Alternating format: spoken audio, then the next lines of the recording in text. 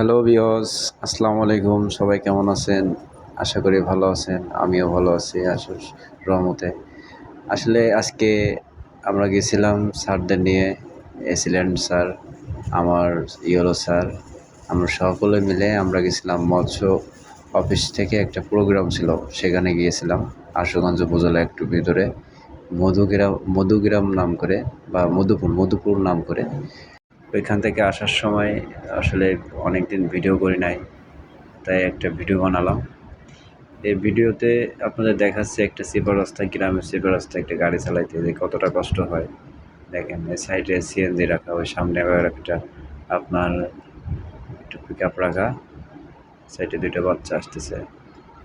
আর সামনে একটা আপনার ওই যে বালুর ট্রাক আছে, যে আপনার কি বলেন, বালুর ট্রাক আছে, সামনে যে অটো আছে।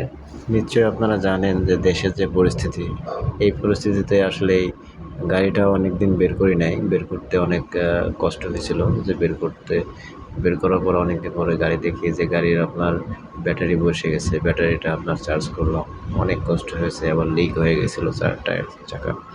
পরে চাকা আবার ঠিক করছি, ঠিক করে নিয়ে স্যারকে নিয়ে আবার এই ফিল্ডে আসছি।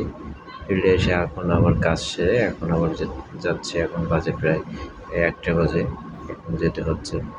তবে অনেক ভালো লাগলো আসলে, অনেকদিন পর বাসা থেকে বের হলাম, অফিস করলাম এবং স্যাররাও আসলো অফিসে। আস্তে আস্তে অবশ্যই স্বাভাবিক হয়ে যাবে, কিন্তু আসলে আপনারা সবাই একটা কথা মনে রাখবেন, যারা ড্রাইভার আছি সবাই সাবধানে গাড়ি চালাবেন, কারণ সময়ের থেকে জীবনের মূল্য অনেক বেশি। আপনারা নিশ্চয়ই জানেন